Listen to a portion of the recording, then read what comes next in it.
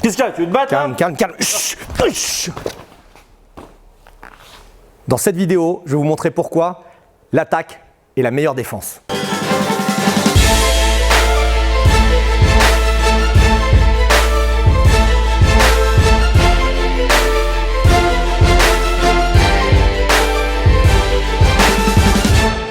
Bonjour à vous, Emmanuel Ayache, expert international en Krav Maga Self-Défense et auteur du livre Défendez-vous, numéro 1 des ventes sur Amazon dans la catégorie Self-Défense. Dans cette vidéo, je vais vous expliquer pourquoi est-ce que la meilleure défense, c'est l'attaque.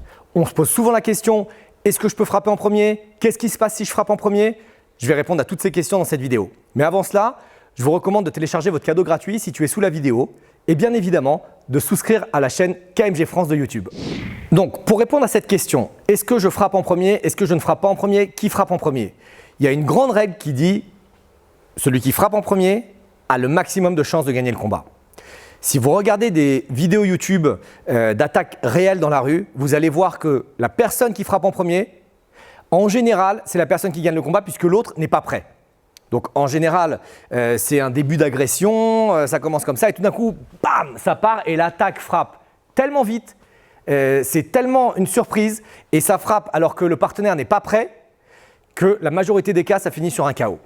Du coup, oui, la meilleure défense, c'est l'attaque. La problématique vient de la légitime défense.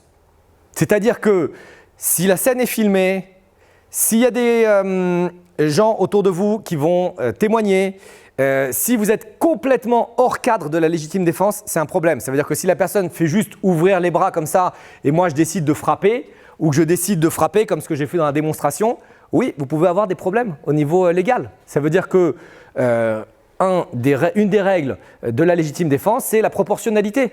Ça veut dire que lui s'énerve, même s'il m'a poussé, comme on a fait tout à l'heure, même s'il m'a poussé. Le fait qu'il me pousse et le fait que moi je frappe ici et que je frappe ici, il y a un vrai problème de proportionnalité. Du coup, vous avez l'aspect légal d'un côté et vous avez votre survie de l'autre côté. Et vous devez faire l'équilibre entre les deux.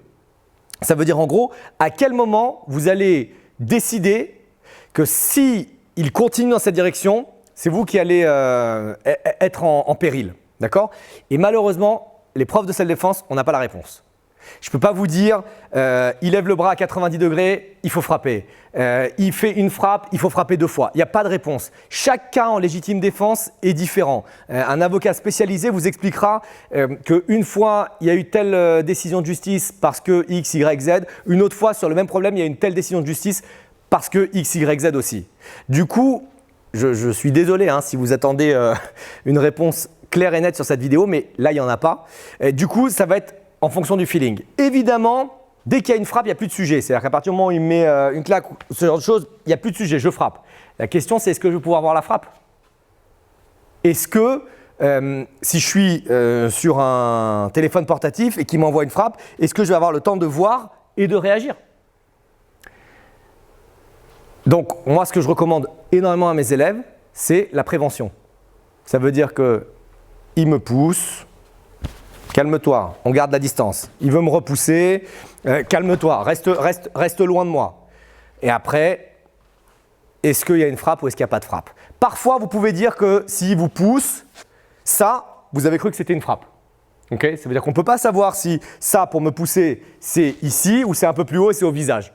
Okay? C'est très très difficile de définir si ce mouvement ou ce mouvement. D'accord? Et du coup, vous pourrez avoir plus de raisons d'avoir engagé le combat ou pas. Voilà, c'est les éléments que je voulais vous donner dans cette vidéo. Pour reprendre le titre de la vidéo, la meilleure défense c'est l'attaque, c'est vrai, il n'y a aucun doute sur ça. Si vous frappez en premier, vous mettez le maximum de chances de votre côté de pouvoir finir vainqueur de la confrontation. Ce que vous devez garder en tête de l'autre côté, c'est l'aspect légal. Où vous êtes, combien de personnes il y a, quels sont les dangers, combien de personnes en face il y a. Si jamais vous commencez à engager un combat et il y a 5 ou 6 agresseurs, bah peut-être que ça se défend plus d'un point de vue légal que si vous êtes 2 ou 3 et qu'en face, il y a un seul agresseur. Donc, encore une fois, réfléchissez bien avant d'agir, prenez bien en compte les conséquences de vos actes. Si vous avez n'importe quelle question, n'hésitez pas, écrivez-les dans la zone de commentaires sous cette vidéo, partagez, likez et je vous retrouve très prochainement.